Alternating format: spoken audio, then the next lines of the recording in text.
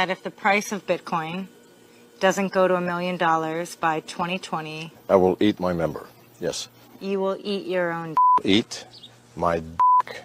No, I may choose the mode if I choose to get a Bangkok prostitute and ask her, would you please eat my dick over the next 5 years? That's fine. That's different than eating your own. Is it now? Because if a Bangkok prostitute ate your you wouldn't be eating your own. Do I not have the privilege of subordinating my task to a subordinate? To someone who doesn't know a lot about Bitcoin, Yes. it sounds like you, John McAfee, want to eat your own. Eating my is not something that is difficult. For me eating it, I have no interest in doing that. So it isn't that you, John McAfee, want to eat your own. It's that you believe in the power of Bitcoin, so much so that you'll put your on the table, chop it up, put it in your mouth, swallow. If Bitcoin does not. If it doesn't reach at least $1 million by the end of 2020. What if, God forbid, you get prostate cancer, have to remove your anyway? Well, I won't be able to eat it, will I? Well, you can have the surgeon put it aside and then you can eat it, but either I way. don't think people would expect me to eat a 2-year-old dead I'm sorry. If John McAfee is to eat a it's going to be the freshest and right eat it away. raw like I eat sushi. Farm to table, to mouth. Farm to table, to mouth.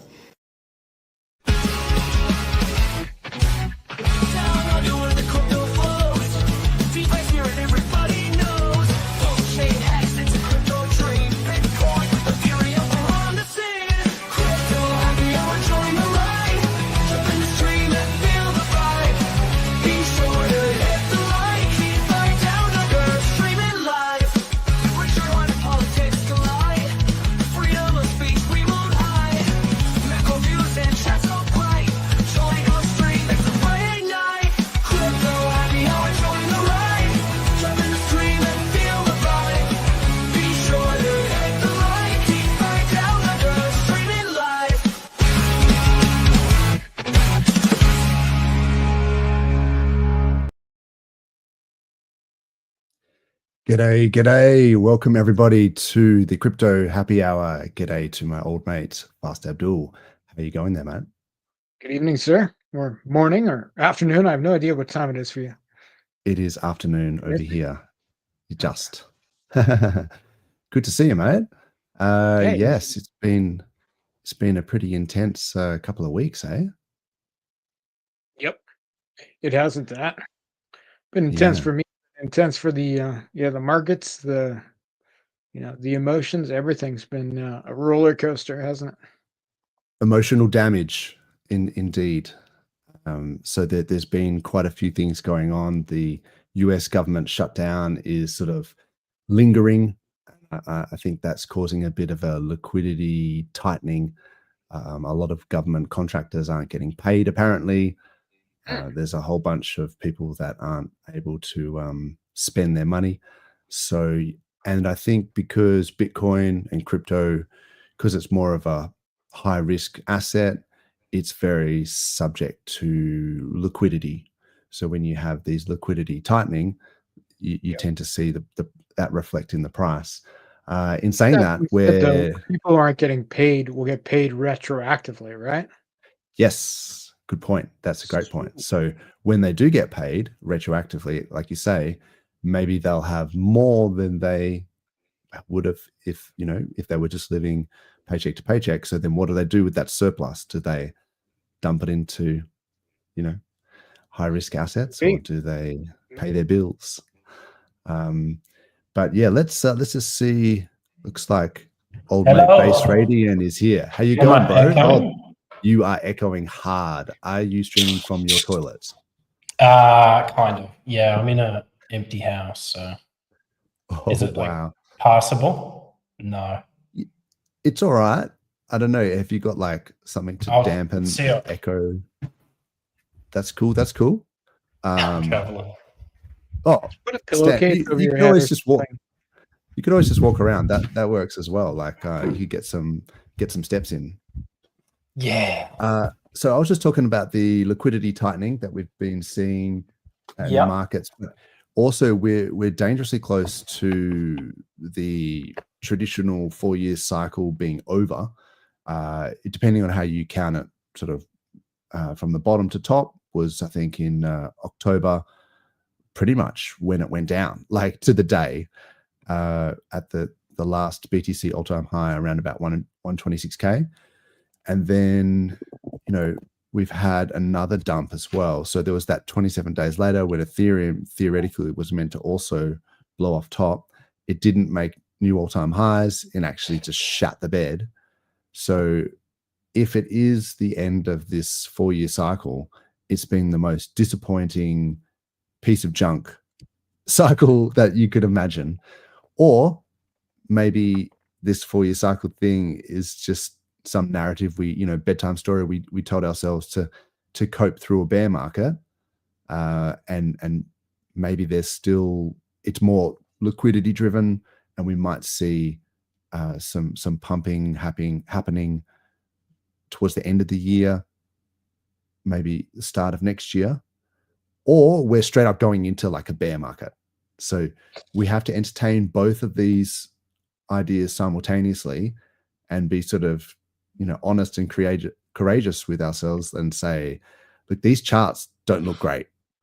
So some of it looks like it's rolling over and it could go down. And if BTC goes down, it normally goes down 70%, something like that. So you can imagine what would happen to alts. I think that will probably tighten up as we go forward, though, right? Like, I think the gaps might get smaller and smaller season to season.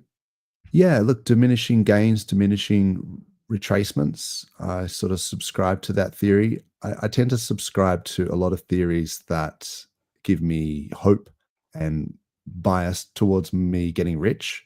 So that's a concern, because we all have this confirmation bias where it's like, oh yeah, my bags are wrecked, but maybe when the Fed cuts rates in December, or there's going to be some US-China deal that's going to happen. The QT is ending on December 1st. So we convince ourselves that these narratives are significant. Maybe they are, but so far, the charts are not reflecting a lot of the bullish macro things that have happened and are looking to happen. That's always a dangerous signal, right? When everything seems really bullish, but the number won't go up. I think there's a name for that, and it's not a bull market. So we have constructed the next narrative because that's all we can do at this point. And I believe, I got this from a well-respected, reputable doctor, I'm told, in the industry, that apparently there's a hex season coming. So let me just double check the maths on this. Season, I'm the hexologist, and this is my brand new hex seasoning. A power-packed mix of 6 bold spices that'll put a flavor spell on every bite. Watch it grip to this juicy chicken. Boom! Popcorn becomes a party. Fries, hit them with the hex. Breakfast, hex season, I'm the hexologist, and this... So yes, hex season. I actually like the other one like that up too, about diamonds. Did you see that one? Yeah, he's done a few good on. Shout out to Hexologist. He's done some funny stuff out there with AI. I like the hashtag PulseSeason. I feel like I just coined it like when I was making this this video, but probably not. Like I probably just stole it from someone subconsciously. But Richard just calls it our season. Yes, but I think we need to be more specific, because if you say hex season, right, you exclude people who, let's just say, crybagging about hex and might just be in PulseChain for whatever speculative instrument. So let's be inclusive.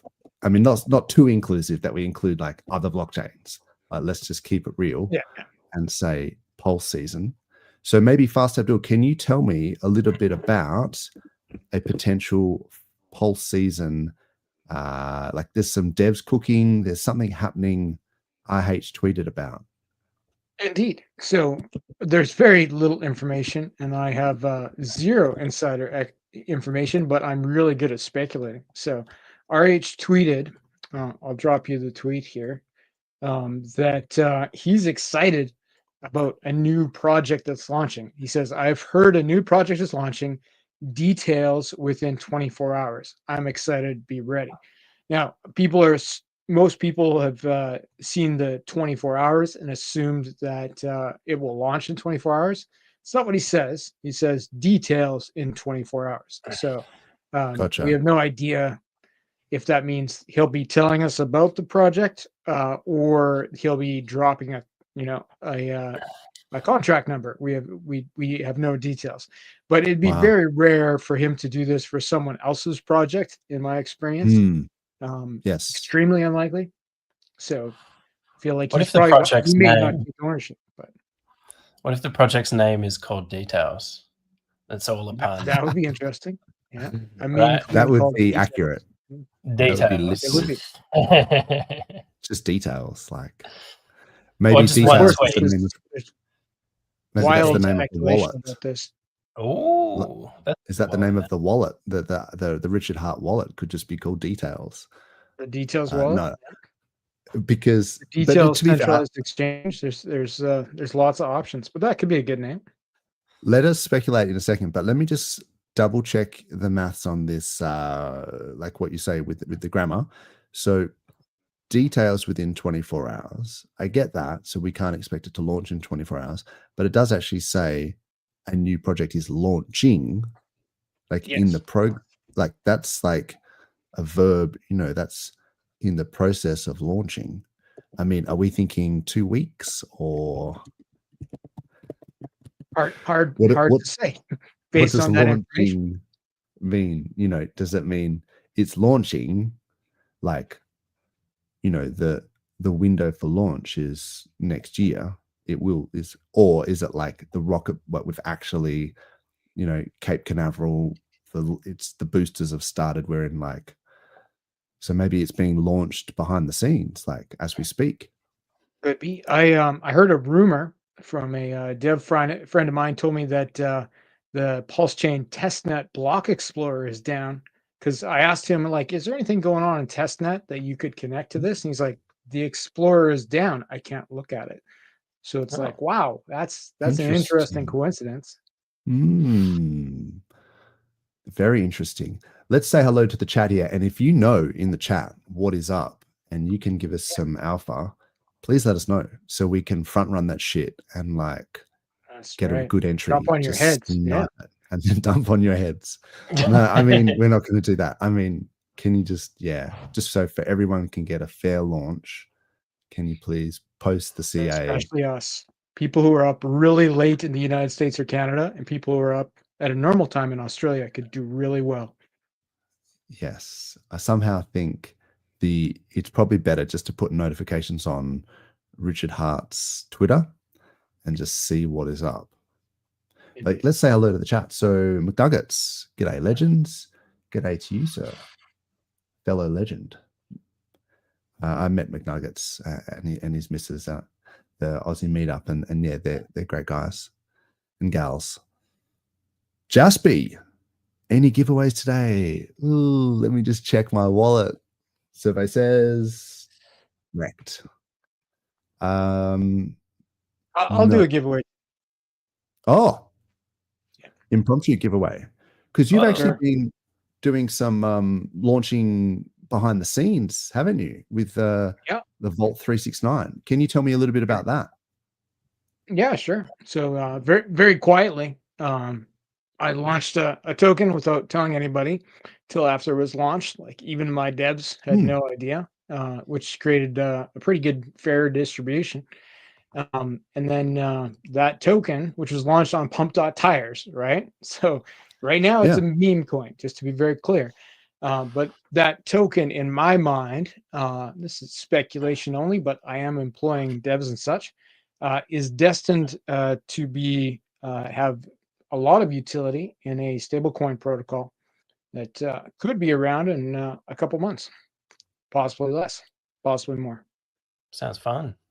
Awesome. Yeah. I did see on Deck Screener, like, I was like, what is this Vault 369? Excuse me. And I was like, why is this thing going bananas? And it sounded to me a little bit like it just reminded me of Vouch for some reason. I was like, is this somehow affiliated with Vouch, or like what is going on? Like, well, it could be affiliated with Vouch. Put it on log, and you'll see the sort of extent of course, what's happening. the log button. Yes. So yeah, I mean, I saw this on Dexcuna, but so sometimes you see these things and you kind of go, you know, P target up 2000%. Okay, so well, that sounds like it could be a rug. But I was like, Vault just sounded like something, you know, like maybe it's because of the Gnosis vaults or something, but there was something about it that I was like, has this got something to do? Like, it sounds like it have some utility. But so far, you're saying it's just a meme coin, and then maybe some added functionality later. Is that right?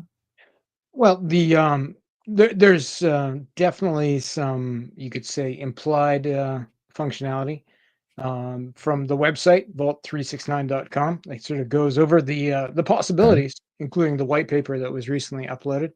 So it's pretty, you know, I'd say there seems like a strong possibility that there could be additional utility. All right. I haven't gone through this, so but yeah, vault369.com. Oh, is this on multiple chains, or what's going on here? The concept is that it could be on multiple chains. So it would be a custom liquidity fork whose main focus initially would be providing using VUSD, so like the Vouch liquid stake pulse, as well as VPLS, UPLS, and Pulse as collateral. So a multi-asset liquidity fork that is also upgradable, meaning new collateral types can be added. And we're looking at various custom collateral types like LP tokens, you know, farming tokens like from PulseX, for example, as well as maybe even things like V3 NFTs in the future could be added. Okay. Look, I think I need to do my research on that. I haven't read the white paper or anything, so maybe I'll do that, and we can. I don't think anybody's read the white paper except for me at this point, because nobody knows it's there because it wasn't there till like yesterday. Oh, okay. Well, there you go. And so, when you were talking about maybe doing a giveaway, are you talking about giving away some Vault or something, or what's the go? I'll give away 10,000 Vault tokens, which is the same as I'm doing a daily contest for people who post a meme about Vault 369. So I'll be picking somebody for that, but separate from that, we can do a draw from the chat here. Yeah. Yeah, because I remember StreamYard has a thing where you can do some sort of giveaway. There's a giveaway tool. Yeah. So I don't know. I mean, I've done it before, but you have to put in like a hashtag, you know, the word or whatever. So maybe have a think about that. We'll come up with a word, and then we'll get people to put the word in or whatever, and then they can contact you for the giveaway.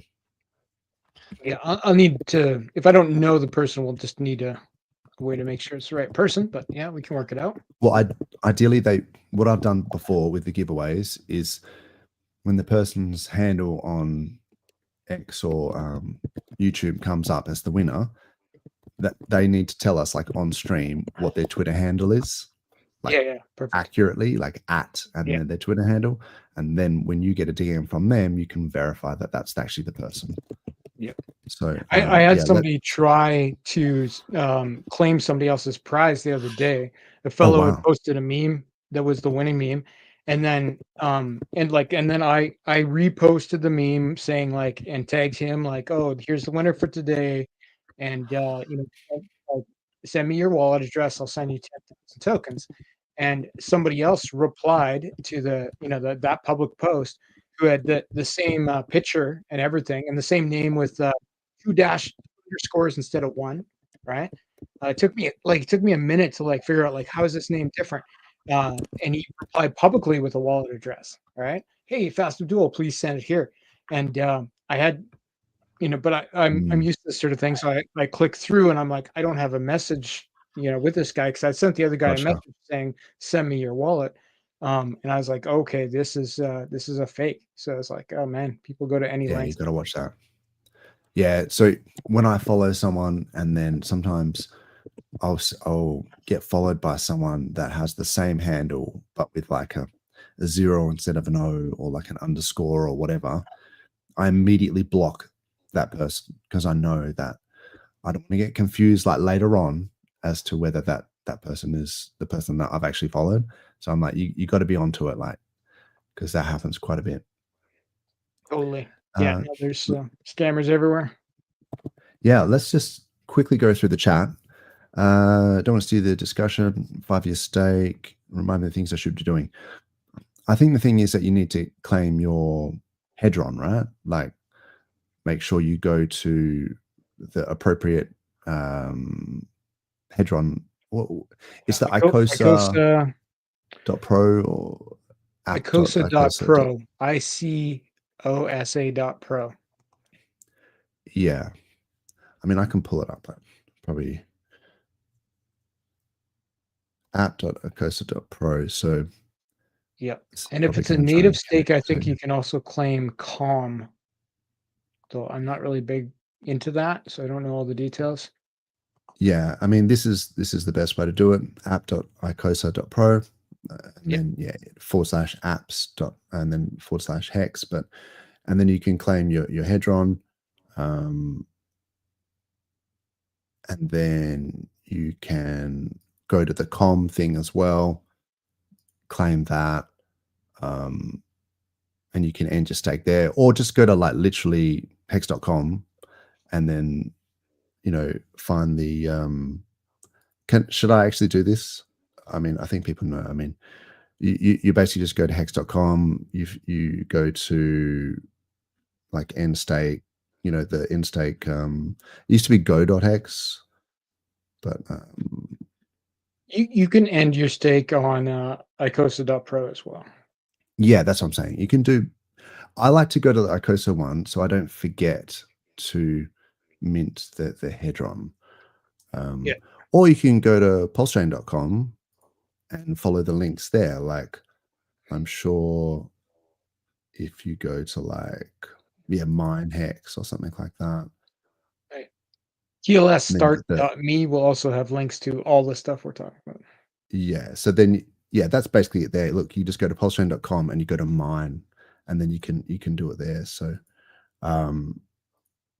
and you can see how, make sure that you've got at the end of the day, don't get stitched by that whole the stake ends like a day after you think it's ended, and make sure it's like 100% complete. You've got like 2 weeks, and then before it starts bleeding out. So take your time, all that stuff. But hopefully that was helpful. G'day Ash, what is up? No giveaways to Nigerians till they stop the killing. Damn, that's real. What's going on in Nigeria? I heard some other chatter, but I didn't understand it. I'm not sure, bro. Unless it's somehow religious wars. Yeah, it's pretty brutal. Oof. Probably some. I can't make jokes about that if there's genuine like atrocities going on. It's like real. It's so real. In that case, let's move on. So a lot of people are like, yeah, just move on. Move on. Yeah, I don't know anything about it either. So, what is up, Crypto Class? Sanjipita, what's going on? And then I mean, I can go through this. Bang bang, Pulse Gang, Frank White, what is up?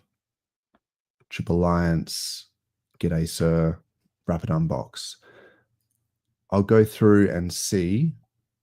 So if I've missed anything, apologies. But I just wanted to see. Jex is down here. What? Hello. Didn't even see you there, mate. That's right. I haven't been there long. How are we all? Look at that. The band. Pretty good. It's back together. Yeah. What is up? Yeah. How have you been, mate? Yeah, been really well. It looks like you need a third line on your name fast. You've got Vault 369, etc., etc. How many extra tags do we need there for you? It depends how deep you want to go, but I plan for it to be quite long. I probably need a whole screen by the end of this season. Yeah, it needs to do the scrolling banner effect. Indeed. Yeah, or just scrolling tickers across my screen. Jexa, good to see you, man. I would actually be interested to see your take on the markets at the moment, because some of these charts are looking terrible. And so on a big picture, I know that if you put some of these global liquidity indicators on, so with the Fed, the Treasury General account, there was a whole bunch of the Fed put in like $50 billion into this reverse repo thing, which I think was supporting some of the banks' liquidity. And then the money supply.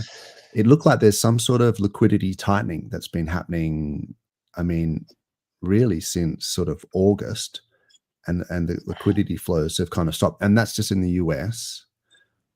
Globally, I think the number, they're still going up. There's a lot of global liquidity. But with the US shutdown, the government shutdown, there does seem to be a little bit of uncertainty in the markets.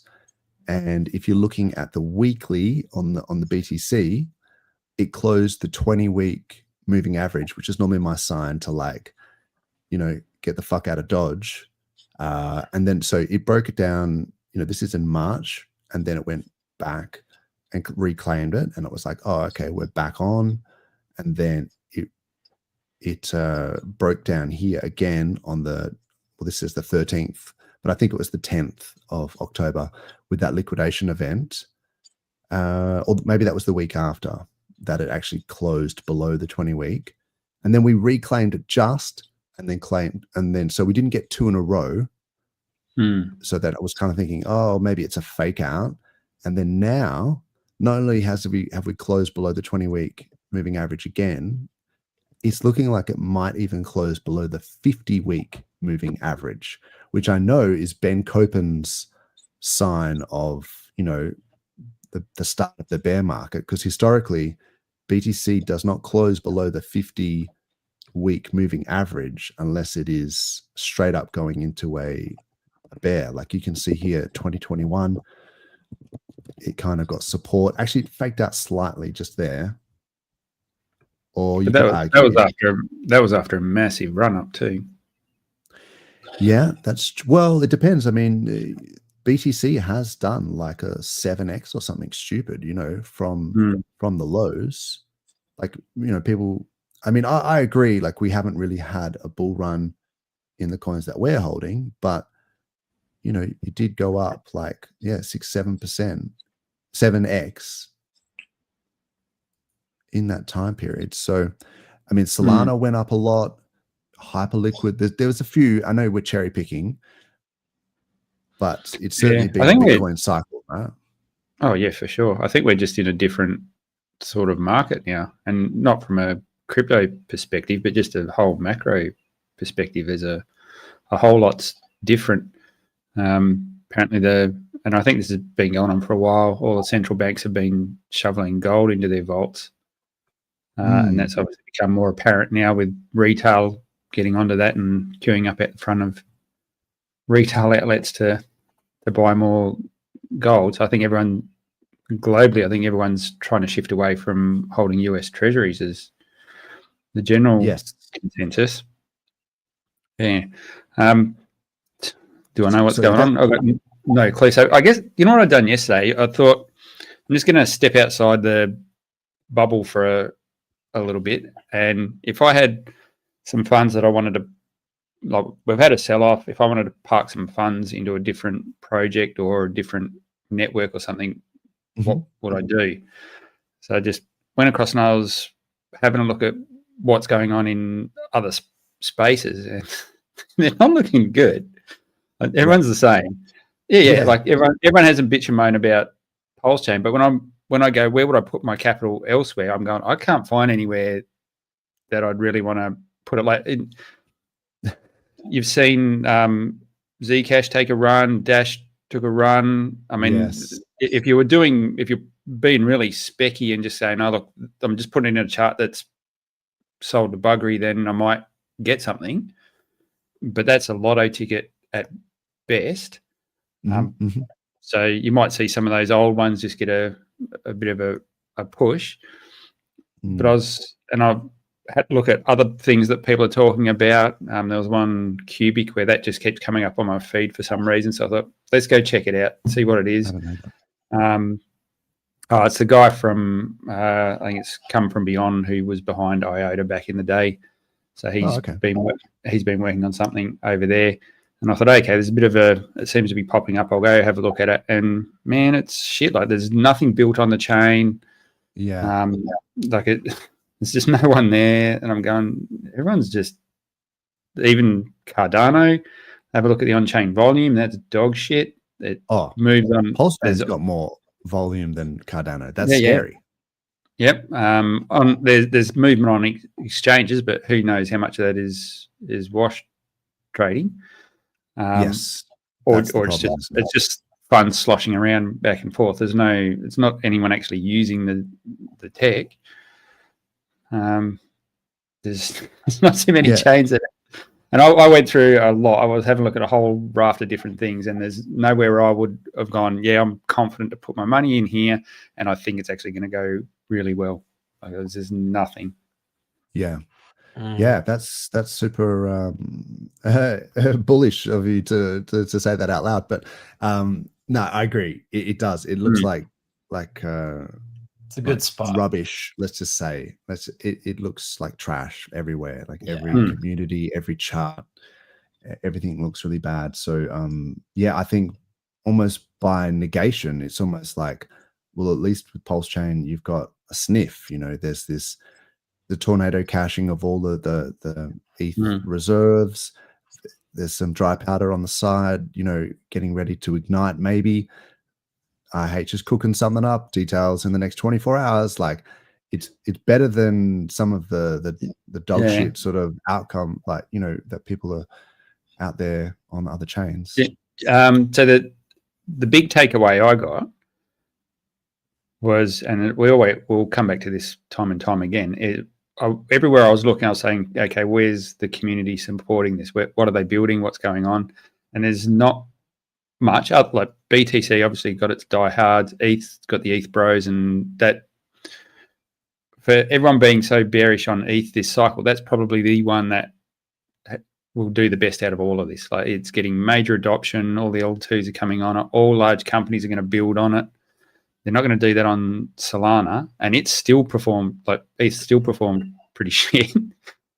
So I think it's more of a timing thing. Like you can't say that there hasn't been stuff built and there hasn't been more adoption on ETH over this period. So I think it's just a capital issue, liquidity issue. Yeah. Look, I mean, here's $1.1 billion moved on chain onto Ethereum in the last 24 hours. Yep. So, you know, the stablecoin guys, I think Wall Street has chosen Ethereum. I think. Oh, hell yeah. Why would you go? Yeah. Why would you go for something like Solana, which there's a few core people that arguably control a lot of the supply. It's more centralized. The time hasn't got the time behind it in terms of security and proven.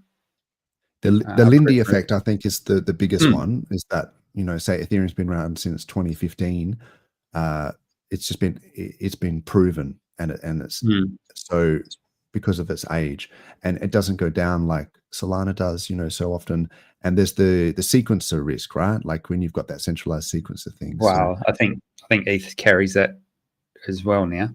So what I mean by that is they put out the guys from Bankless put out some figure where ETH had this massive TPS. But what they were doing is they were saying, it's not just the base layer we're counting, we're including the TPS of all the L2s as well. Yeah, I'm not sure it works like that. So they're saying, we're scaled and we've got the throughput, but you lose the decentralization if you do that. Yes, and that is a problem. But if the Wall Street guys are going to tokenize these stocks, they probably need to use L2s, right? Because if there's that much trading volume, it would just crank the gas up on the mainnet on Ethereum. So I think maybe they do need to have. Oh no, I'm not. Yeah, that was just a comment on how they were fudging the figures and trying to, I guess, bait the Solana boys. But yeah, like in terms of everything that's happened on ETH, I think it's. I think we all recognise this. It's way underperformed for what it should have done, given what's on there now. My general, I guess, rounding all that up, what I was saying was a lot of good stuff's happened. PulseChain's got an awesome community, way better than a lot of other chains and projects I've seen. And I think, just a different sort of market we're in now. Yeah, look, I don't even know if you can use the TA that people used to anymore. Yeah, it's a bit of crunch time really for Ethereum. I think it really needs to pull its finger out. It hadn't closed the week below the 20 MA, and it was still looking a little bit like it was going to bounce, and then it just literally just shat the bed. So now it's bounced off this. Oh no, it hasn't even. That just happens to be this time zone. So it hasn't closed below the 50, and I guess it hasn't closed. This candle hasn't closed at all, so we'll have to wait and see for Monday. But you can see, like BTC, if that closes below the 50, I think that's turbo bearish. But what if that gets up to, I think is it 105 or 115 or something, wasn't it? I think maybe 115. That 115 turns that in. So you can basically engulf that previous red candle at what price? That's 110. Yeah, 110. So if you go up, you go up to the top of that little red candle there, that one. Next one up. Oh, up to here. Yeah. That's 115. Yeah. Well, that's what I'm saying. Is that possible to do? If you do that, if that happens, that changes the look of that chart entirely.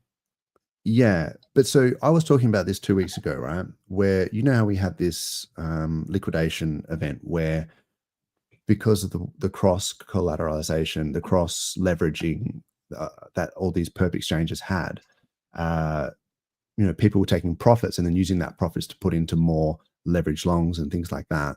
And then so when these wicks came down and it just cascaded everyone's longs, and it forced the sells. There was also the people that had shorts that they were forced to close out to cover the positions and things like that. So there was basically a big shit show with that whole liquidation cascade. That, in theory, if we were in a bull market, if you believe some of the previous rhetoric, that should have had a pretty big V-shaped recovery if it was in a hyper bull phase of the cycle, if we were to believe that. And it didn't, right? So then not only did it make a lower like it didn't carry this didn't do a V-shaped recovery from this wick, it made a lower low. And then so at this point it was like, holy shit, this could be something significant. And then we started making little higher highs, and I was thinking, oh, we've got a sniff here. And then it just died. And I was like, well, if the bulls really wanted to turn this around, like that was their chance. And then they didn't. And I was like, oh, this is just depressing now. So we got hit with a whammy though, didn't we? Because you had the debacle on Binance, where things depegged and that just smashed everyone. And then we had, it wasn't just crypto, it was everything the other day, that like across the board on the TradFi as well. That all got hammered the other day, dragged us down. So look, I think the S&P is still looking good. That doesn't show any sign of any crashes. Still above the 10-week moving average in price, and they're stacked, the 10, the 20, the 50, the 200. Look how stacked they are. Compare that to Bitcoin, where we're about to cross over, right? and then close below, like prices. This is entering a downtrend. If you look at it from a technical point of view, and then so if you look at things like total 2, like if you exclude Bitcoin, this was resistance, previous resistance at 1.6 trillion or whatever. It bounced, like it got rejected, came back up, kind of got rejected again. And if you look at the MACD, like every time you get these crossovers, you get, you know, let's say, just take it from here, like here's a crossover, and then to the next crossover, like you're talking like 25 weeks, like just like 6 months, right? And then look, it's done it again here. This is 16 weeks. So then we've just seen another crossover on total 2 with the MACD like here. So like the bear case is like this could go till, it could go down to like maybe even, you know, March next year or something minimum. Or you can take the other side of it and just say, don't worry about alt season. We care about pulse season, and what's RH cooking up. I mean, he did do that tweet, right? Like where he said he doesn't care about alt season. He cares about our season. Like he was probably waiting for the top, and so if that was the top, as limp as it was, maybe we get a pulse season. Good point. If that's the top, as limp as it was, does he rotate? You know, yeah. It's. So I didn't see what you guys were talking about before. Did you cover the whole RH tweet and what it means? And a little bit. So we didn't go into. You have the details. Speculation. This is the one where he says, "I don't give a fuck about alt season. I give a fuck about our season." So that's what we were referring. But look, he also did this chart art thing when he was suggesting that Ethereum might also be going, you know, up to like 9K or something like that in Q1 of 2026. So either, you know, RH is wrong and we're not going to see this ETH blow up and it's actually going to go down, or he's right. And he's been right a lot in the past. I don't know what this means when he did this tweet, best bull market ever. I think he was taking the piss, wasn't he? I think that's what we call sarcasm. Yeah. I get the sarcasm, but I just mean, like, does he saying, you know, I mean, this is a sentiment change for me when you start seeing this stuff close below the 50-week moving average. I know Ben Copen has got this thing where it's like, if it closes below the 50-week, see you in 12 months. So I don't know. Anyway, Richard is suggesting that a new project that he may or may not have anything to do with is launching, and that the details are within 24 hours. So he's excited. Maybe we should be excited. What do you think? Are we tapped out? Like, are we numb to any kind of dopamine at this point? Is there any excitement, less like juice left in the tank? I think there is. People are talking about it all day today, right? Like there was like spaces running with like 300 people in them on X, like since the thing started, since he dropped that tweet. So I bet you there's still spaces running.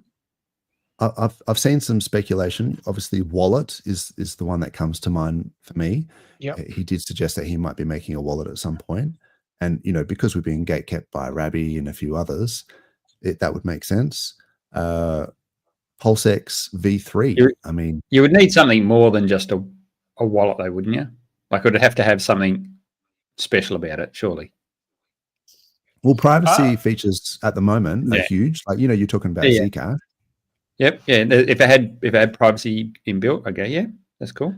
There seems to be a bit of a push towards privacy features.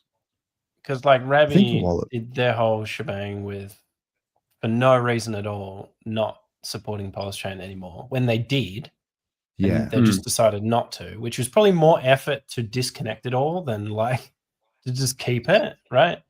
And so You know, and to, MetaMask like, is just block. trash. And Internet to money also, is sorry to interrupt, fantastic.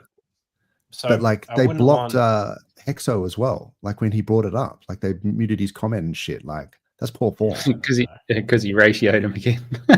Yeah, with a rock. Yeah, he totally did. Yeah, with a rock.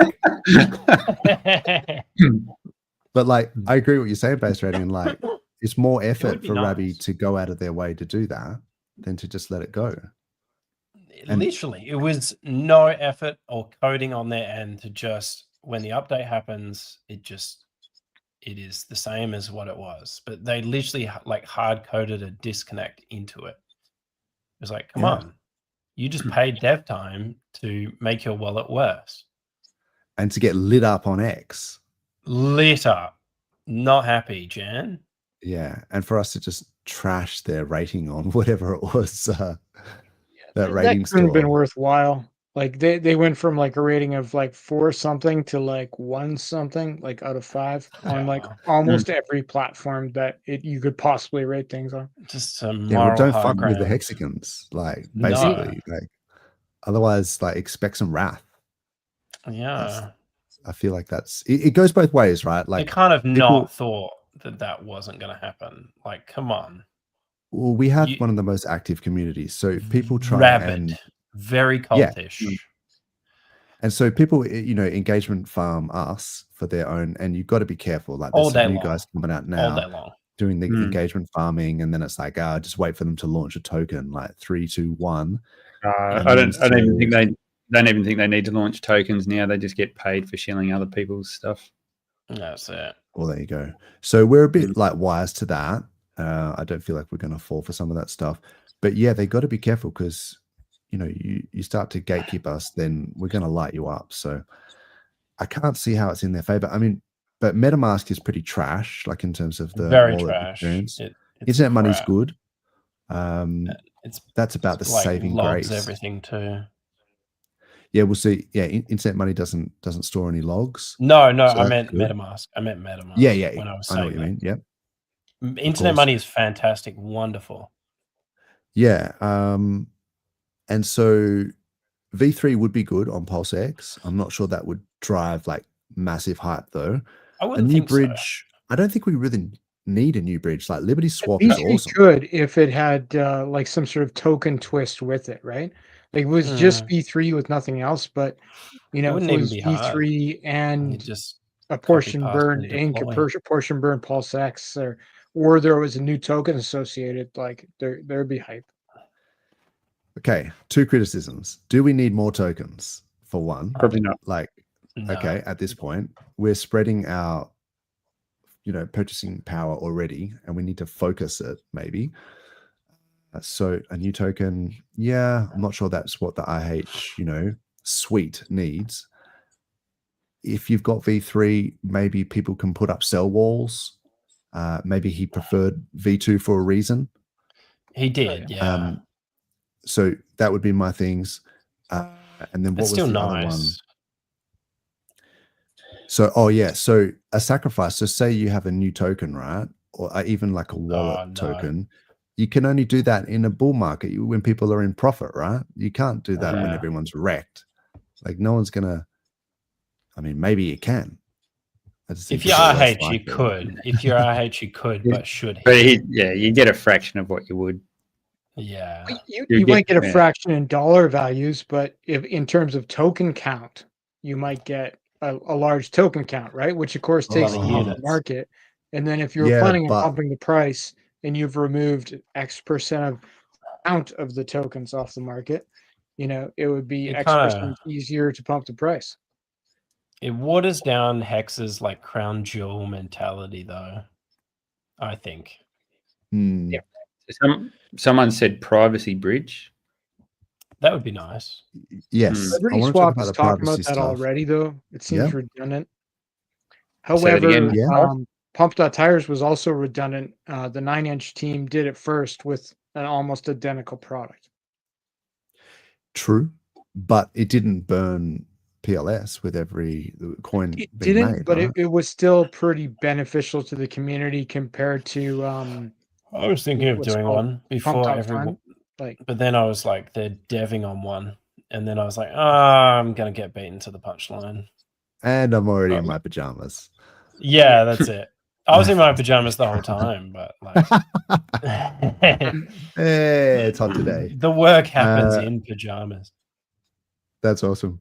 The privacy thing I want to talk about, but the thing that just tweaked in my mind when you said we could, yes, they won't get a lot of sacrifice funds if someone, you know, RH did a sacrifice for a wallet in terms of dollars, but you might get it in terms of points. And so I thought that was would be a terrible idea. Well, see, that was the game plan in the previous top, right? Because maybe there wasn't enough liquidity to actually for everyone to exit.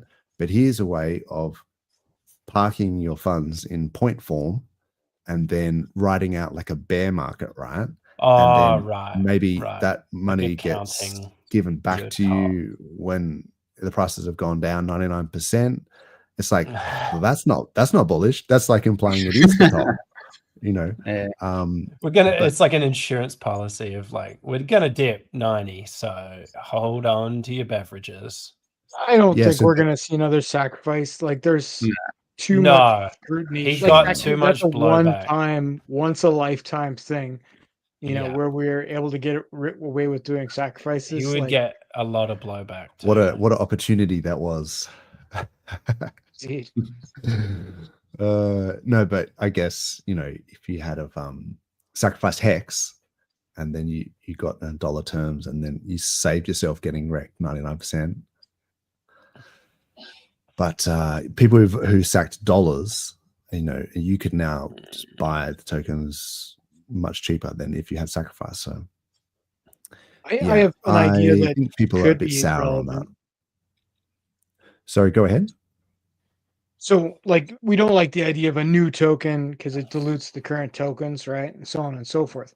But just like I'm planning with the Vault 369 protocol, where there's a token launched on pump tires, I'm going to insert that into a utility protocol. You know, I talked to my devs and they said, like, yes, you can take the contract number, you can insert it into a protocol. RH could do that with one of the established core tokens in something new that was launched. So there could be a new project, same token, additional utility, completely possible, right?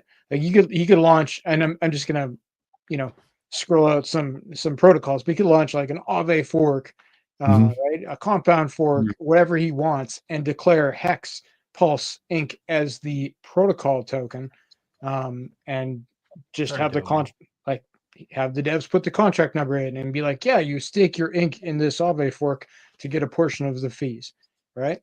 It's totally doable, and it would kind of solve both sides of like, here's something new and exciting, and here's a token. Oh yeah, some of you own it already, and it'll earn you over here, right? It would be cool. There was supposed to be utility to PulseX, I think, right? Back in the day, and it was like both have a DAO function in the code in theory. I don't think a DAO would be great for an RH product, but yeah. Well, only if you could vote on only if you could vote on the farms, because I think people would be keen to put in like different farm pairs, like RH Pepe farm or you know, whatever. It's like official Trump supported farm. Yeah. And people might be like, you know, wanting to vote on what could get included in the farms. So the vote has to be worth money. It can't be about, you know, like something you know, silly. It has to be directly connected to money, or nobody cares. I mean, you could vote on whether the MasterChef contracts pay out more, like the multiplier, right? Like the but then you'd always want that to go down. Emission rates on the table, right? Like those are the controls. It has emission rate, and then the multiplier, like how much of the daily emissions go to each of the farms, and then the third thing is what gets to be a farm. Like, but all those things are worth a lot of money. Yeah, so you could vote on that, and let's not shit ourselves. If the token used to cast the vote, you know, chances are that OA is going to have the largest supply of it, so they could always swing the vote whichever way they want anyway. So, I just wanted to bring up the illusion of control. Yeah, that's all we've got. We never had control. It's all the illusion of control, isn't it? That's it. So this repost we to show the demolished power of Rabby. PulseChain. Yeah, this is when we demolished Rabby. So check out this post. Retweet it if you can. This is like a warning, like shots fired. You know, It was Rabby. just not. It wasn't a sound business decision. It was just virtue signaling at a huge, great cost to the company. It was silly. It was silly. Like, it was silly. Mm. Oh, while you're talking about the Vault 369 thing, Fast Abdul, do you want to get people to, if you're going to do the giveaway, get them to say like a word or something, so they put it in the chat. We can come back to it and then run the giveaway thing. Yeah, let's just get them to put Vault in the chat, which I will do So hang now. on. Let me. I think Does I've that got this work? giveaway tool here. Oh yeah, I've seen that before. So what's it going to be? It's going to be like hashtag Vault. Did you say? Or can it just be Vault? Does it have to be hashtag? I don't know. I don't think you need. I don't think you need to put the. Everyone's chucking it in. I think you can just put Vault. But for me, should be fine. It's not a word that comes up in conversation a lot. It should be specific enough. All right, I won't run it yet because we'll give them time to put the comments in. So to run that thing. That's great. What about you, Jexel? What's been going on with Vouch, mate? How's that going? Yeah, just been busy in the background. We're getting ready.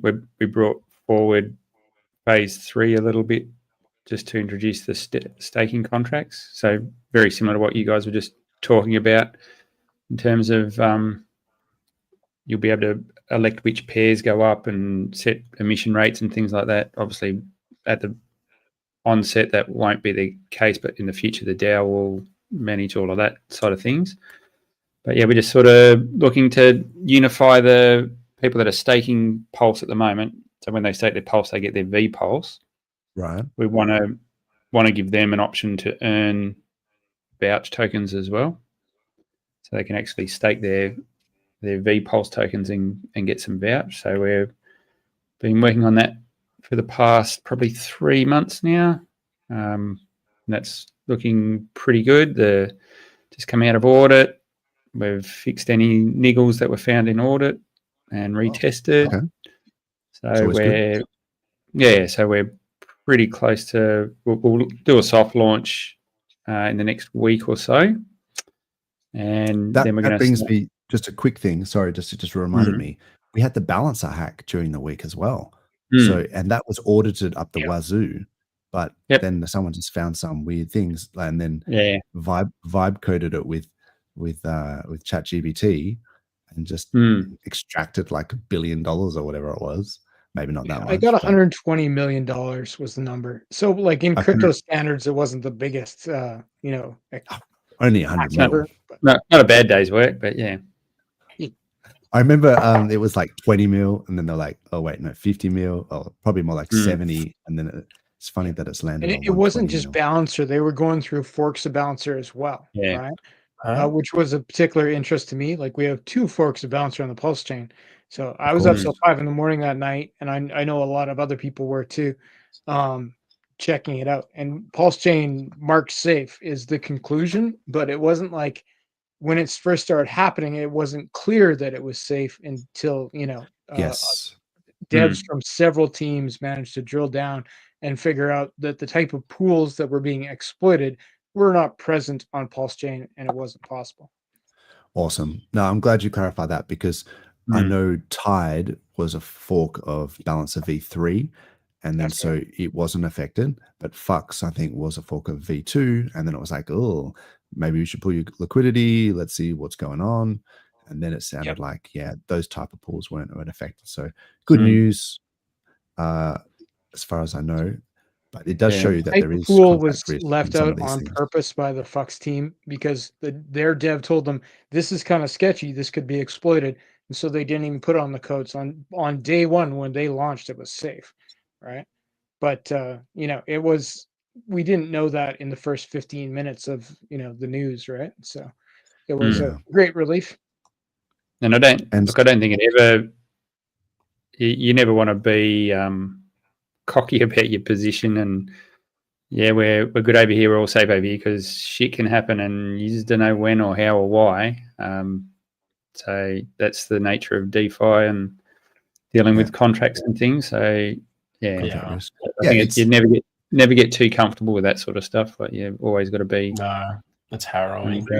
Just like scary. But, you were saying, Jexa, about some of these changes. So are you saying that you're about to launch a different phase with Voucher? So it's another couple of smart contracts which build on the existing ecosystem, but bring in the staking. So it uses a Master Chef contract that's been used multiple times. So you never sort of usually create this stuff from scratch. There's some stuff we've done from scratch with Vouch, but where you can leverage off of things that have been tried and tested, you do that and you just tweak them to suit your needs. So that's what we've done with this contract. But every time you make any sort of changes to it, you've got to go get it audited. Just double check that what you're doing is not introducing any bugs. So awesome. So hopefully, like I said, that'll be soft launch where we'll get it all up and running on mainnet, which we've already had 5 times already in the background, just testing it. But after audit and reassessment, then we'll launch it again, and just the team and the devs will tinker with it, make sure we're happy, and then we'll push it out. Awesome. But it gives us the chance to tweak a few things on our protocol as well, and hopefully, improve some of the arbitrage opportunities that they can capture. Awesome, that's cool. Yes, you can buy Vault on PulseX. I'm pretty sure. Yeah, that's the main liquidity is burnt against Pulse, so that's where. Yeah, and it was launched on Pump Tires, so that's right. It should have escalated to those pools.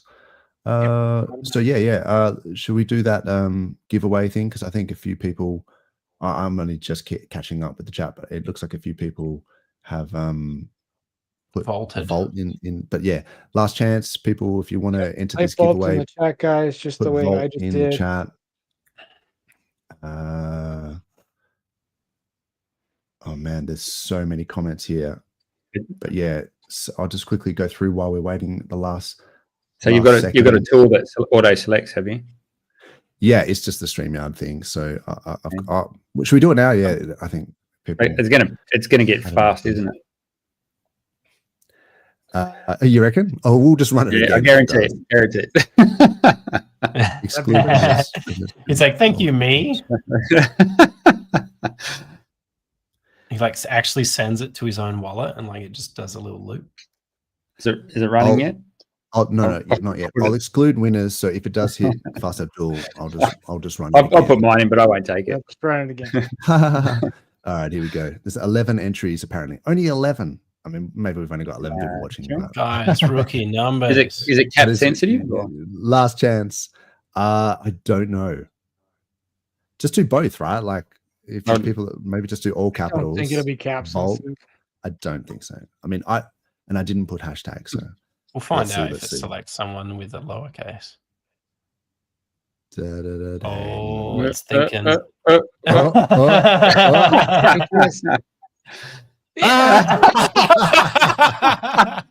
I'm victorious. We live in a simulation. You did it. We actually live in a simulation. You literally did it. Well, thanks for showing up, guys. Well done. Look, I'd like to think not rigged at all. Yeah, you won it. Okay, let's just draw again. Maybe we could run that again. Yeah. Okay. If this is a double 2 for 2, that would be gold. No, I clicked the box that said exclude previous winners. Right. Hey, Spark Driver. There you go. He's been around. It was an inside job. He's been at the gym. So soon he'll be Slim Jim Spark Driver. Slim Jim. Park Driver. Probably Park Swole Driver. Spark Driver. Swole Park Driver. So yes, contact at Fast Abdul. Yeah, just like you see on the screen here. Wallet address. Maybe better if I could have his Twitter name, perhaps. Yes, please. Obese Spark Driver. Put that in the chat. Put your Twitter handle. so that we can confirm for the winner. That's pretty funny. Yeah, so there you go. Congratulations.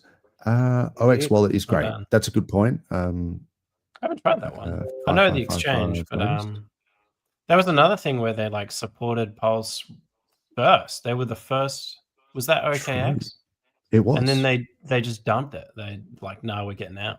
Like, oh, that was on the SEC news. Oh, that was their listing. Yeah. Right. Yeah. Their wallet's pretty usable. It's everything's got a few little. The only thing you got to be careful of is, I think they must take a fee from your gas somehow. Okay. Well. Okay. I'll give it a go. Look, it's pretty good. It's not much. Still... Like I just notice if I've got like a burner wallet that's got very little gas in it, and I use their RPC, I'll get a return saying you haven't got enough gas, even though I've set it all in. Yeah. But and then if you go use a custom one, you can get it through. So I think they're clipping a little bit. It could also be a problem in the gas estimations. I know that. Yeah, it's actually not easy to do those estimations. But this is even if you force it yourself, though. Like you know how much it's going to cost, and you change it manually, and it still says that it's Yeah. No, I get it. I should point out that as much as we trash Rabby, you can still use it. Like if you do a custom network settings and you're willing to add the contract addresses and just use the custom network, it still works. Like there's actually no problem. Yep. But it's more just on principle. Like fuck those guys. I didn't know that. I gave a custom RPC a go and it was having like an issue. So maybe that's mine. Oh no, I haven't had any problems using. Right on. No, that's cool. Yeah, I still used it. I just bad. Yeah, I know. I hate it. I just hate it. But like, no. So I'm not. It's not like my daily driver. I've got one browser that's got it in there, but it's just one thing that I use it for, and it's. Yeah. No, I do like it. It's just aesthetically, it was a good design. Happy days, and it's sad to see it go because I use PulseChain all the time, and I do use Ethereum too. But sure. Yeah. Look, I've used Brave Wallet. That's actually not. Yeah, the built-in to the browser one. It's a bit like MetaMask, isn't it? Just a fork of MetaMask. It seems a little bit different, but it could be. Right. I haven't used it in years. That one I used a long time ago. So the UI is a bit different, but it seems all right. Okay. I mean, if you're using hardware, Rabby and Internet Money are so much better than MetaMask. Like it's just smoother in general. Yeah. Even Rabby downgraded is better on PulseChain. Is still better than MetaMask. Yeah. Oh, absolutely. Everything is better than MetaMask for the most part. Way less. I think MetaMask screwed the pooch. They could have had like a leadership. They could have had market. Well, no, but even in terms of like their mask token or whatever they were going to do, like if they had dropped that when they should have last cycle instead of holding off, and they could have done some pretty cool things, but they log their RPC stuff, and there's a lot of logging they do. And it's just like, I'm sure all of them do. You can they all do, right? I'm sure, but like I know just how pervasive MetaMask does that, and so. I mean, if you're using a VPN, probably not such a big deal, but still. Yeah, I think VPN is not the silver bullet people think it is, but. That's okay. What are you talking about? VPN protects you from absolutely everything, doesn't it? Yeah, right. I don't know. VPN I just pay my taxes. It's easier just to pay your taxes. Well, yeah, true. But like even in paying taxes, they don't quite understand how it all works. It's troublesome. It's problematic. Yes. So like, you know what I mean? Like even if you're trying to dot the T's and cross the I's, yes, it still can be problematic. Look, let's not shoot ourselves. It's not like we're claiming massive capital gains. Like no, they're capital losses, I got some bro. losses to I got some massive capital losses, but it's ATO. So it's not a big problem so far. We're a red city, according to the ATO. So yeah, I don't think that's the thing when it comes to taxes. It's like, joke's on you. You worried that we're not paying taxes? Well, we've got wicked losses, so we're willing to show you exactly how much we've lost all my income. because we want to use that for offsetting our future gains. That's it. So this was an interesting comment. I haven't seen 4Beach before. He can rotate the Tornado SAC funds into his new token, maybe. I don't think that would happen, because if that was the case, then all the other tokens would dump and people would just go into this new token, right? If that was the only one that was going up, it would. Yeah, I was scared of that too. If he launches a new token, that it would dump all the other tokens, which would be less good.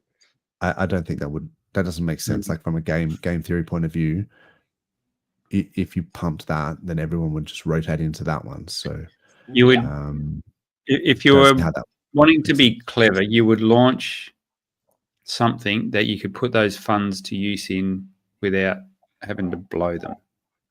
Yeah, I don't know what that looks like, but that would. Yeah, maybe you could borrow against them, like some sort of fork. Yeah, not sure. An NFT thing. He did talk about tokenizing the diamond, right? Remember the world's largest diamond, and he was going to NFT and because does that mean you can settle on it and get your own little chunk of it? Or? He was like each facet. He's gonna each facet would be an NFT. But I think that the world is over these aesthetic NFTs. No one cares. I think that's a bull market thing. Like, you know, the ether rocks where people were just wash trading bull market thing.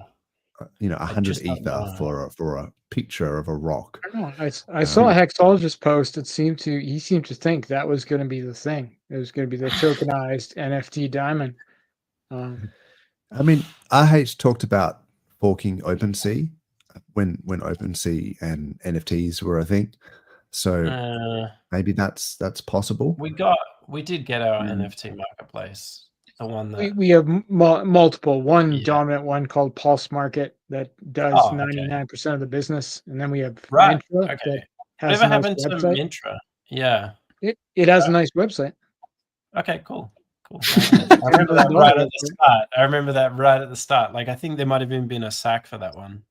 Mintra? $10 million. Yeah. Look, I actually didn't realize there was that much money went into that one. It did. Yeah. And for $10 million, it's a pretty website, but 90% plus of the traffic goes through Pulse Market, which was launched for free. Okay, let me just quickly bring this up. So, because can anyone please confirm this is? Yeah, I think we have confirmed that you can. It's literally this token address. Yes, you can find it on PTS 6A22, and it literally is on PulseX V1. So I feel like we have answered that. But yeah, Pateus is probably the go. But so one thing is, I think you've got it, because I know people are sour about the sacks, and I kind of get it, right? Like, a lot of people sacked, like even me, you know, the liquid loans thing, I sacked for that and got absolutely wrecked. And I was like, what the hell? I think that could have been handled better, like in terms of like the liquidity that they provided on launch. And I know, you know, Jexa sort of jumped ship with those guys, because I think maybe there might have been some writing. I don't want to put words in your mouth, but I think it was more to it than that. There was a lot more to it than that.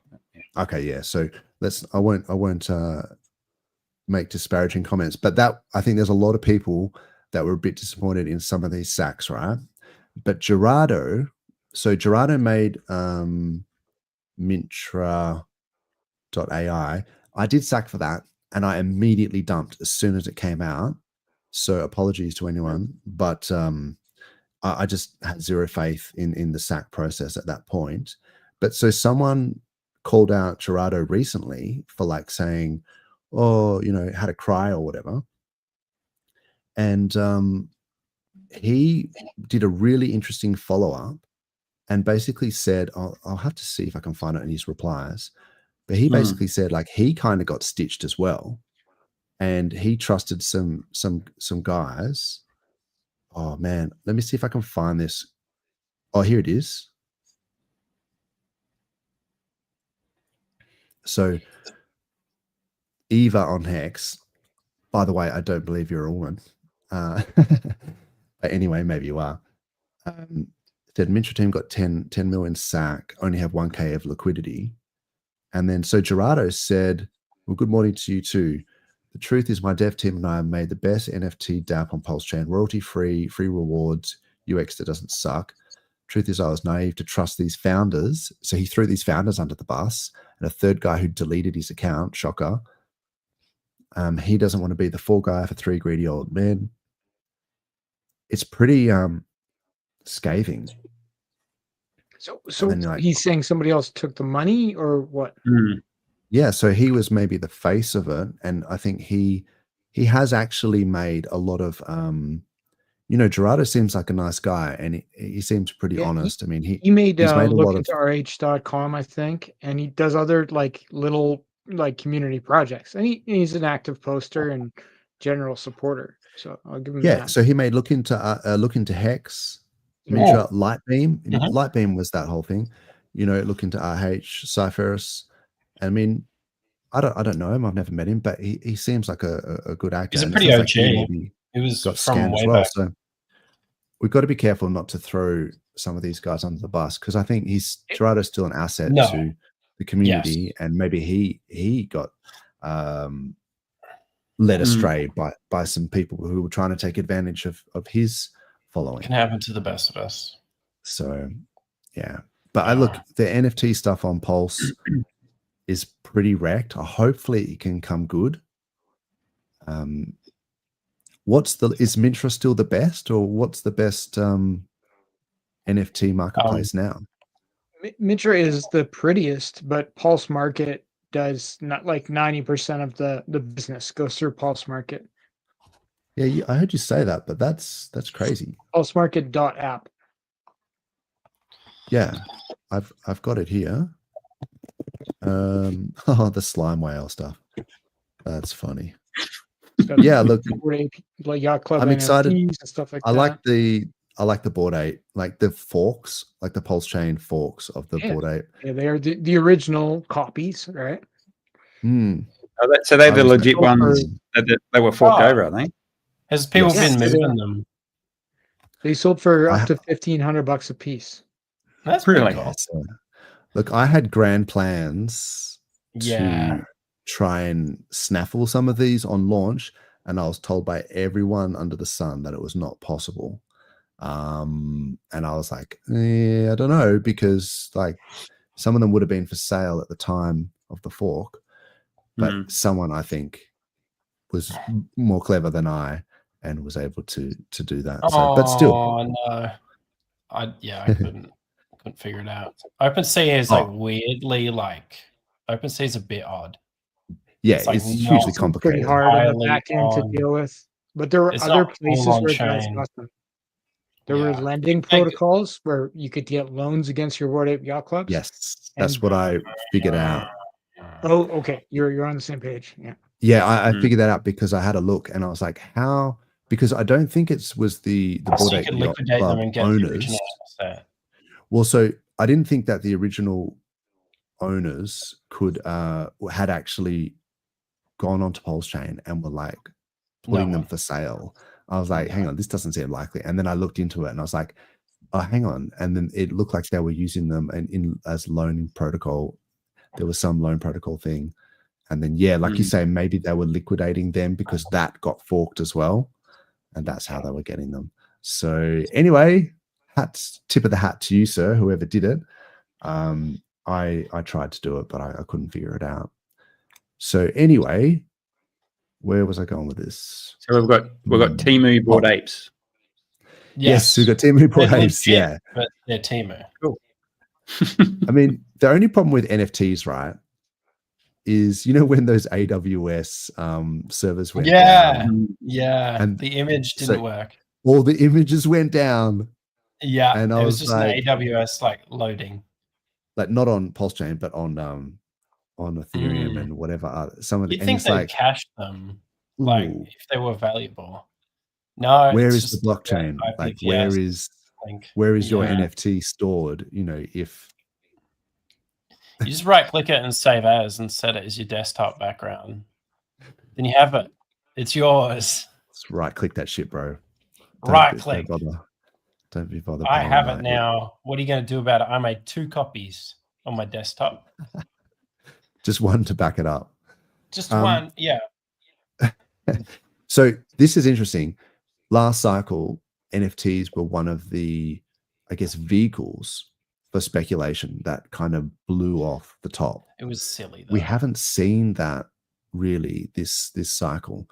I feel like we need something. That's not true. That was the whole pump.fun malarkey. Oh, you think that was it? That was the blow off. That was the retail blow off. That was the equivalent. That was like last year, though. That was sort of November, December. Oh yeah, definitely haven't said. Oh, whether or not that's a top or not, I don't know. But that was the equivalent in terms of mania over stupid shit. True. So we've had that silly mania, and we've had liquidation blow-ups, which are usually when you get to the end of a cycle when everyone's super long and all leveraged up.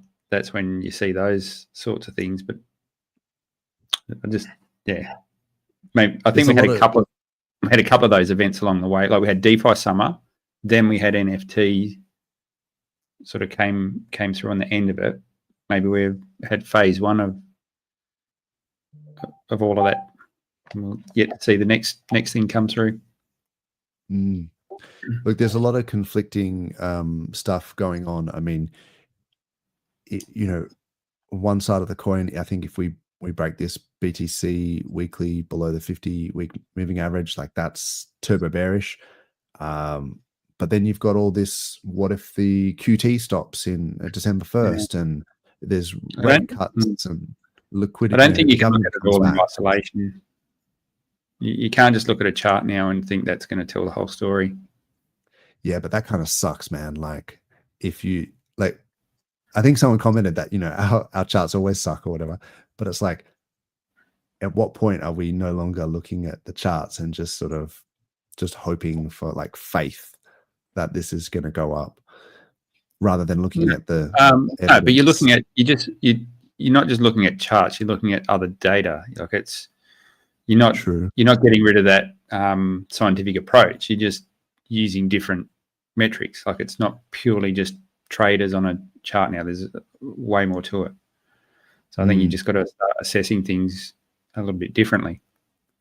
That's just and that's actually a sign of maturity in the market as well. It's not just like there's a lot of speculation, but celebrity we are. endorsements. Yeah, there's always going to be all that sort of shit.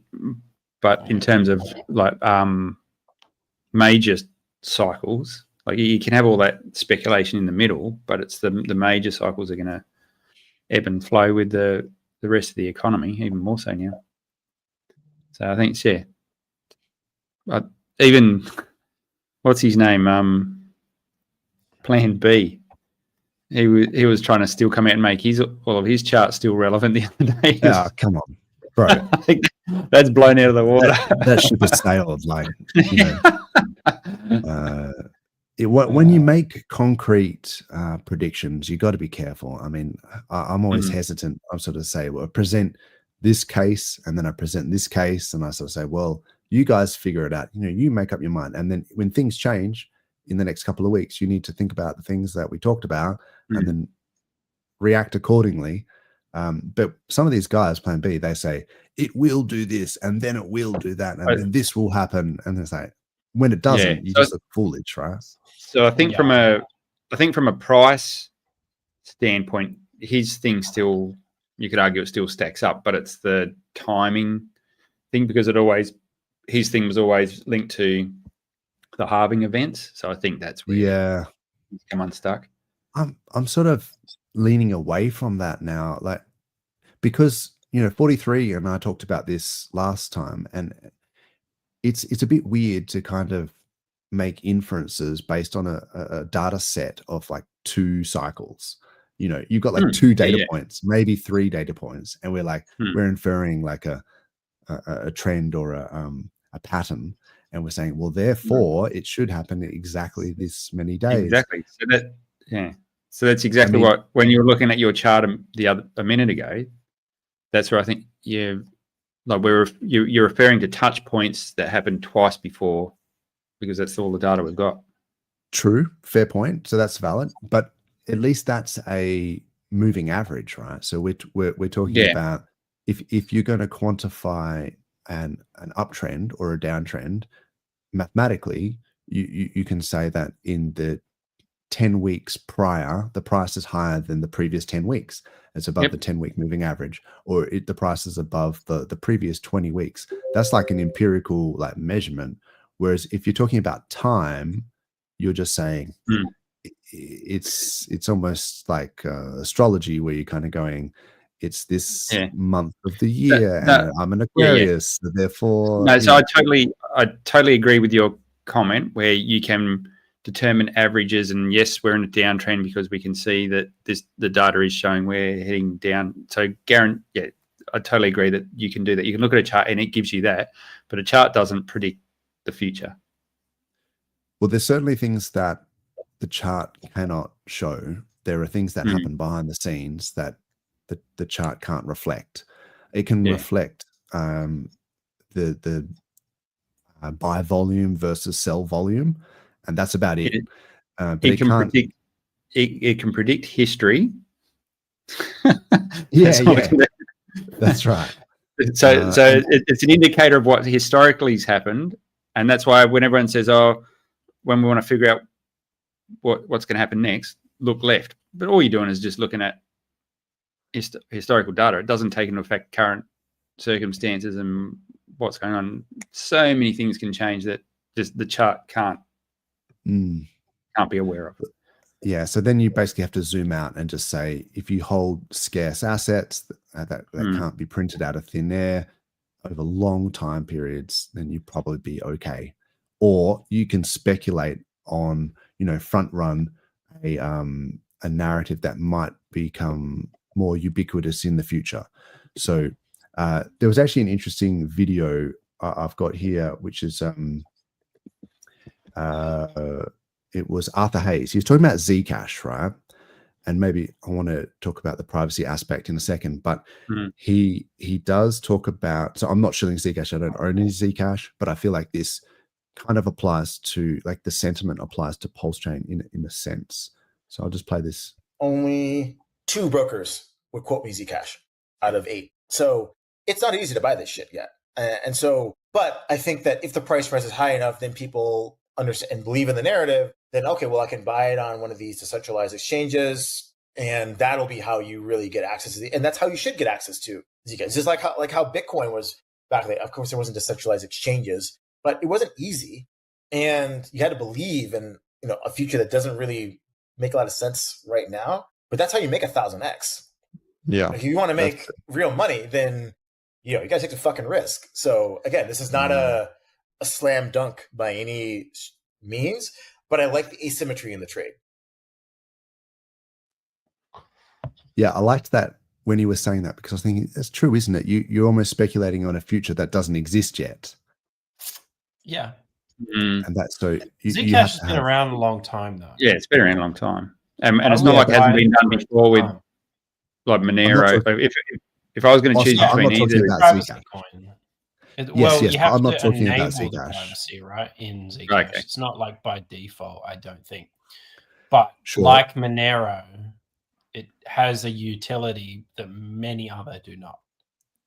And yes, but my point was that I'm using it as an analogy to be like, remember when Gold Karen and that was sort of saying, oh, how's anyone going to find Hex on PulseChain because it's too hard, you can't bridge, and wah.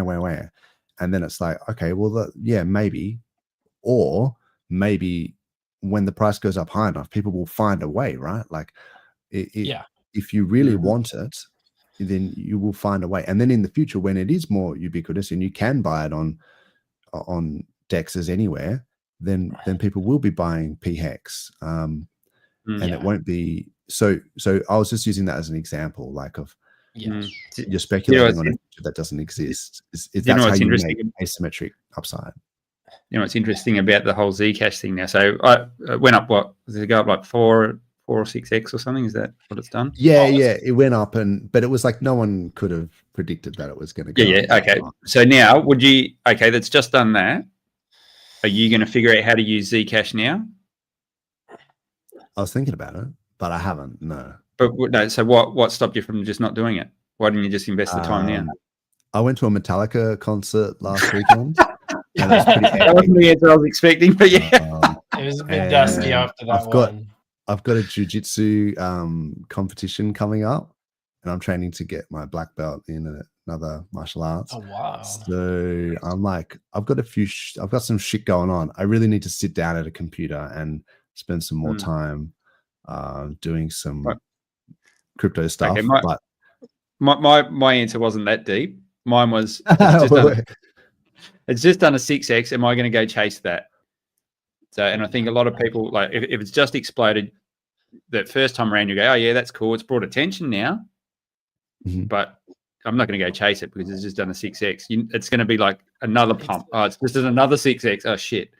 I now start. Yeah, I guess. Pay attention. So it's going to. If you've seen something like that happen on PulseChain, like the first pump, yeah, I don't think you're going to see. Old. It's a 9-year-old. That is a ridiculous chart. Like, you're not early to Zcash, but that is a good pump. I will admit there might have been a liquidity shortage and a bit of hype. Like, I don't know what initiated. Cash has just done the same thing. Right. This is just Arthur Hayes buying, right? Like, yeah. Have a look at the Dash chart. It just pretty much, it's not as violent as that, but it's pretty much done the same thing. Dash. So there seems to be a little bit of a privacy coin. That is a name I haven't heard for a long time. That's another, yeah. Like, if people is Litecoin next? Is Litecoin next? It's not as privacy, but you know what I'm saying? No. Right. Look, the privacy meta, I think, is coming back, and I think hopefully H can try and capitalize on this because, it's real. I mean, it's actually real. So, like, sometimes when I talk to normies, about crypto, they sort of say, "Oh, look, criminals are using it for buying Bitcoin to facilitate their criminal activities." And you're going, like, what, opposed to cash, bro? Like, and you bananas realize on that walls. Bananas on walls. 99% of all criminal activity takes place in US dollars, like physical US dollars. And the same with money laundering and anything else. It's get rid of the dollar.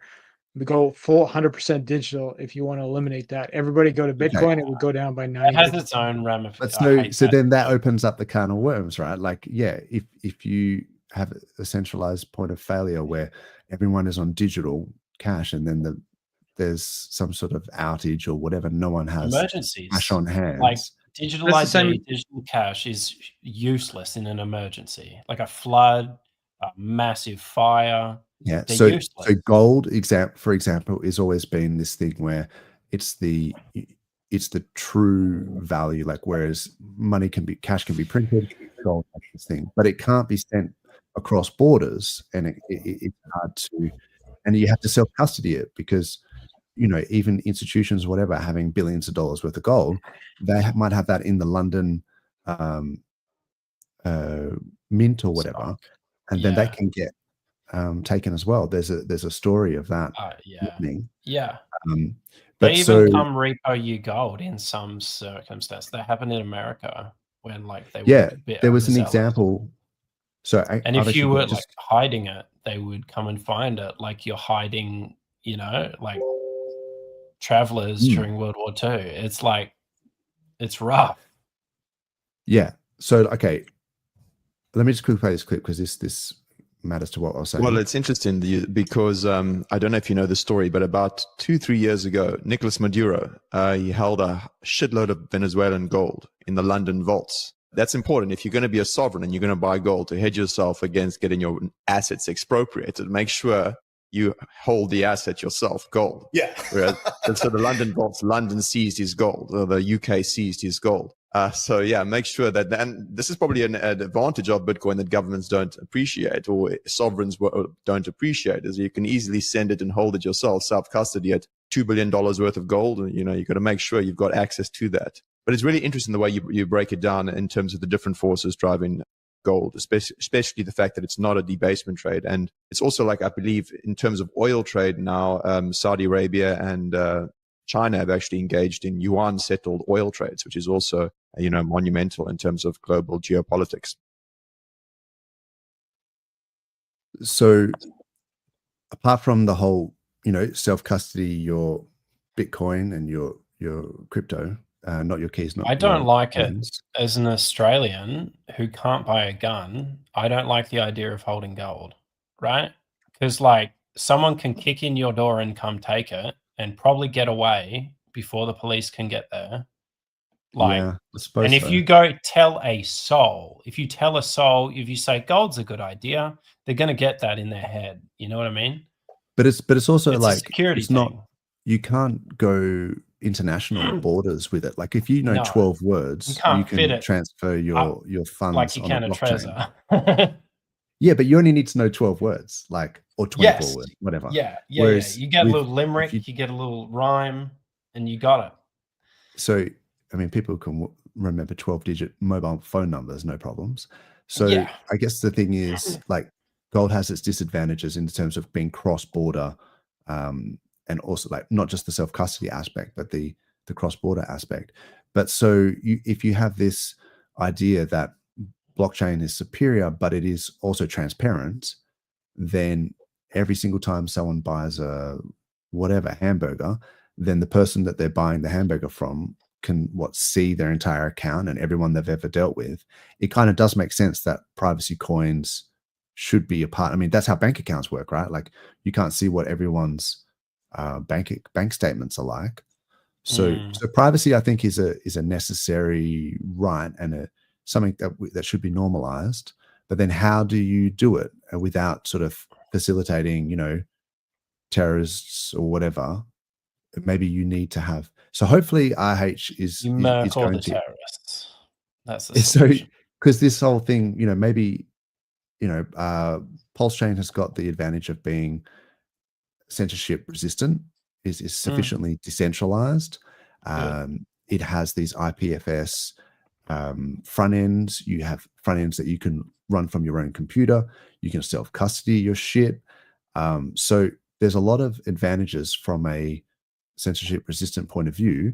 If you add a privacy element to it, I think that's a bit of an ace up the sleeve. It's massive. If you can build and I know it in. Liberty Swap were going to use some railgun tech. I think they were going to try and fork something there. I was hoping RH was going to fork the railgun wallet. So these are the things that I'm kind of thinking would be cool. Yeah. And maybe he does. Just because Liberty Swap's doing it doesn't mean that he won't do it, right? Which we've seen with Pump the Tires. Somebody else already did it. Or something novel. I'm going to do it. I know, God forbid, in the EVM world, we make something new and not fork, but it's just no creative ideas, none. No. We can't. It comes down to security sometimes, right? So, I agree. It's the more creative you get, the more you have to drill down on the details. Contract risk. I think in the more complex too.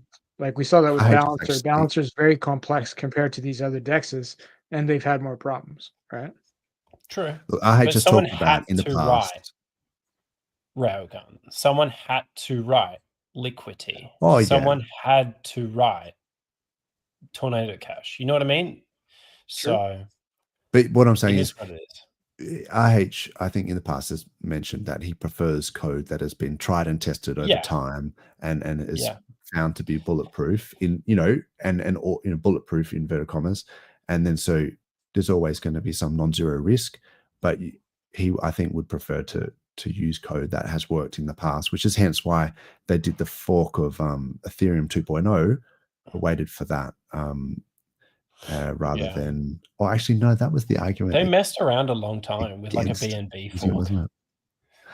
Anyway, whatever. I think we'll just see what happens. But I suspect it'll be a fork of something using, trusted code rather than making new stuff, because there's more contract risk in new stuff. Maybe privacy would be the low hanging fruit. It's massive though. It's like there could still be legal implications to privacy things, though, right? Like I know there's still ongoing court cases about stuff like that. Kind of attracts hate. It does attract. And he's already got enough heat, in my opinion. Like one red notice. He's got a lot. He always. I don't like to go more than one red notice myself. Like if I have one red notice, I'm cool. But if I have 2 or 3 or 4, you're worried. Yeah, downhill quick. I mean, we've got.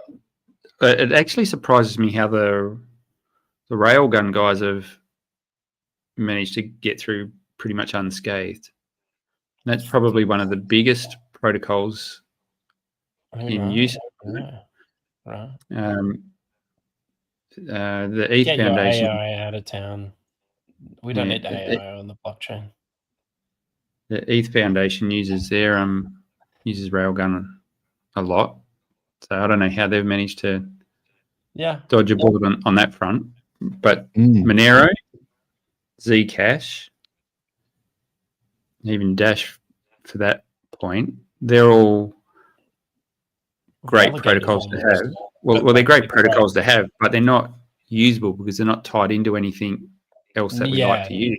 They're single chain purpose things because they're the last generation. They're the previous generation of things. It's good tech. It's a bit. Yeah, it's good. It's good tech, but you can't get. It's very like you can move in and out of it a little bit now, but it's not brilliant. So you need. That's why the Railgun thing is really good, is because it integrates with everything you know and love already. Absolutely. And goes across all the EVMs. So that's the tool you want. Is you need something that can play across all the ecosystems. Yeah.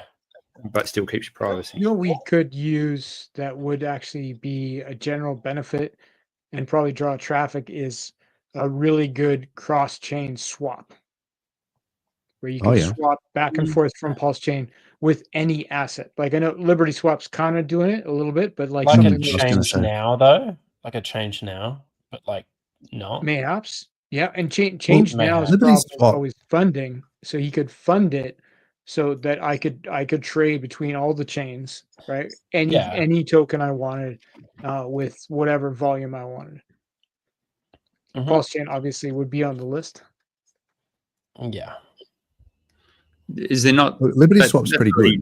That's a problem that's solved though, isn't it? Liberty Swap is good. I used it. They are, but they have a limited selection of tokens. It's not like it's not a true cross-chain swap, right? Like it's but you could always swap. Like, so if you're on Base and you've got some weird token, you got to swap it to USDC on Base, and then you got to swap and bring it across, and then you got to use Proteus. I mean, maybe they could incorporate Proteus into Liberty Swap somehow. That would make sense to me. That would be cool. That would be a good aggregator is a pretty cool concept. Though that's a big deal. If you start to think of like your DEX aggregator works on like 10 different chains, would be hard. I think you just needed to work the DEX aggregator on the PulseChain side, and then you just say whatever. So if you're on Solana, you're on Base, you're on Arbitrum, you use USDC, you do the Liberty Swap cross chain, and then it just opens up whatever asset you want to swap it to. Just one extra step. It'd be like an extra. That's doable. It's like a 1-2. You guys are right. They pretty much have it covered. They do a pretty good job. You can do it yourself. It just to have that as an automated flow would be awesome. This is an interesting comment. So from Matisse Mass, I think this is isn't this Hexy McHexican? But anyway, not so long ago, privacy coins were being delisted from exchanges that didn't comply with government KYC AML. What happened with that? They are good now. Good point. I think the problem is that the different administrations that are in, sometimes that changes the like the SEC was going after everyone, and then they just completely changed. Now they got Project Crypto. They're going to put the whole tokenize the NASDAQ. Australia will not let an exchange list a privacy coin. That's probably why Zcash is still hard to get. I think Kraken had to get rid of Monero. all of this. They did have Monero. Yeah, I think they've gotten rid. Yeah. So So- everyone, like, that's what I'm saying. Those chains, they're great. Like if you're hardcore, you want to put funds on there, and you never want to be able to do anything with it. Great, go over to those chains, but you're going to have to figure out how to get there in some way, shape, or form. It's not easy. Yeah. Change now does do it. Maybe Yeah, shouldn't have said that. you're going through a centralized. layer. I agree, Mm. but it works. It's doable. Yep.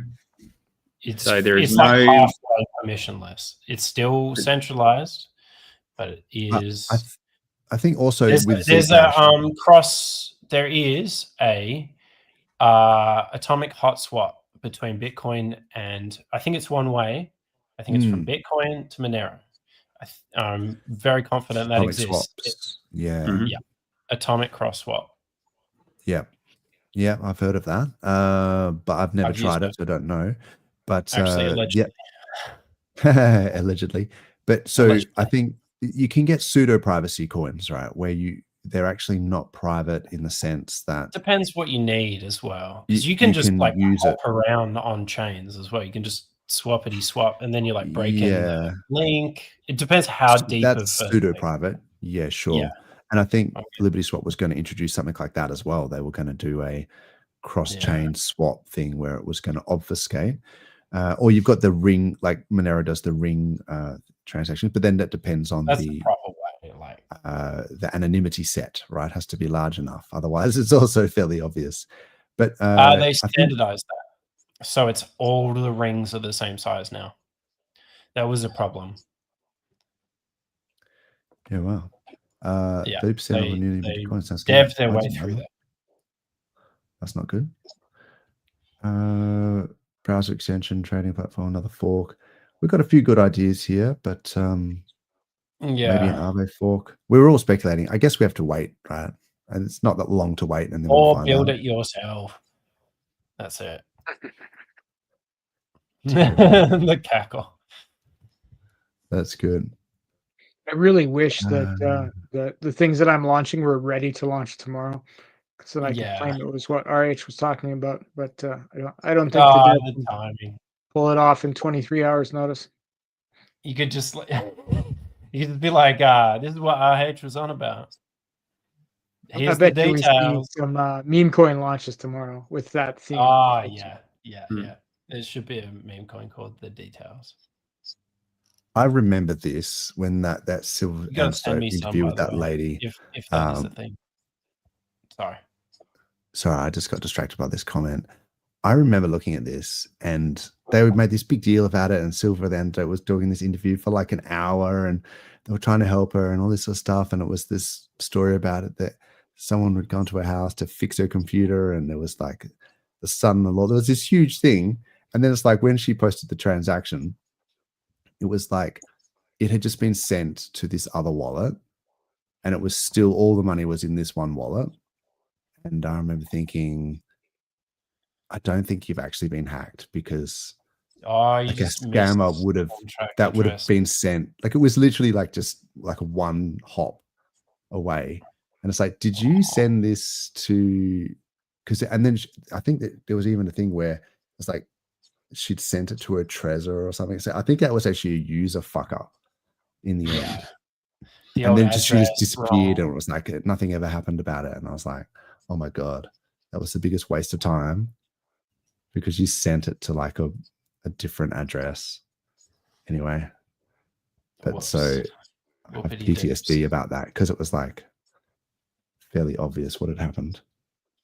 But that's not how money gets stolen. Like money doesn't just go to one hop and just sit there forever. Yeah. Like if you've been hacked. Unless it was her ex-husband or some shit. Oh, well, no, you'd still cash out though. I would. I don't know, but it was just very suspect. Anyway, it was the husband's girlfriend. Okay, there you go. She got it back. That's not a hack. Like that's just like that's just bad blood. That's just days of our lives. Family. Yeah, actually, days of our lives with the hourglass. Oh, I hate that show. I hate it. Every episode is identical. It's like, I cheated on you and I'm pregnant. Oh no. It's every single one. Ladies in leverage. Yeah, actually. Actually. RH foretold of these. Is there anything else that we need to talk about before we wrap this up? Are we bullish or bearish? I haven't quite decided.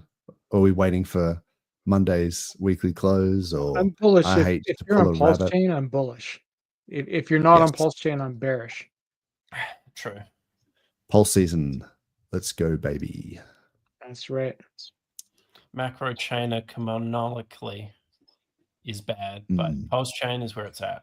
It's the god. It's shining city on the hill, right? Indeed. That's shining, what I'm hoping. Big funds. Even if the money's sloshing around in crypto as it is now finds its way across, that would be even better. And if PulseChain was the only thing going up, I think some of that money could find its way across. And think from an outside perspective how it would look. Right? Like people they don't look at nobody's going to look at PulseChain and be like, oh, what's the price of this token versus in Pulse? They're just going to look at, oh, this is up 20% today. This is up 40% today. Like they could look at the only place you can get green candles. Everything would go up, right? So you could look at it, just click on PulseChain and see every single thing on the chart, meme coins, everything go up. Yes. Pulse does a 10x. I wonder if everything does a 10x pretty much. Because of the bonded liquidity, you're saying, because everything's pulled with a lot of like he bought the floor, right? Or there's just a god ecosystem could be green. Insanity. One day. Yeah. Yes, a god candle I think would make everyone feel slightly better at this point. And you know, it would get so hard dumped though if it was just a godwick. Insane as it would be, if you could moon it, like it would ruin the chart. But like if you could moon it, it would get sold. So there's a couple of arguments against this, you know. So I guess one thing is that if you god candled it, right, and then so then the sellers would sell it down, and then you could just keep pumping it like relentlessly. Eventually, the people would get the message that, you know, this is going up, right, and then they would have to buy back higher. And if the traders wouldn't be able to trade it, then it would be like, let's see how hard we can get this to go. Like because the thing is that if you don't sustain the pump, then people know, well, they're being conditioned to think that it's only going to last for so long, so we should catch out. You will run out of capital. Good. Depends how you do it, but like but if you punish the sellers, is what I'm saying, then that's when you create, you know, the traders have to go, hang on a tick. I actually haven't made money from this trade. I'm getting wrecked. I could have made 10x more if I had it just held. That changes their behavior. So that's the idea. But then the only problem with that is like, that's great if ETH's at 9K and you can rotate in $1 billion and just make all the sellers pay. But if ETH is going down and it's going down to like 2,500, would this, assuming that the SAC funds are still in ETH, which they may not be, like once it goes into the tornado, right? It could have come out and just put it into stables. Might be waiting 12 months for a bear to buy ETH lower. That we don't know. So, or there's a lot of games he's going to say this is the top. Let's go. There's a lot of speculation. No one really knows. Unfortunately, knows? All we'll know is retrospectively.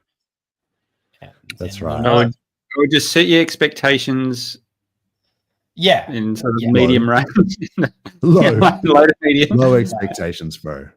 That's the key to any kind of happiness. Is for me. Just think back to the tablets. Before that, everyone was saying we're getting wallets. We've loaded up with cash, and it's just going to get dropped on everyone.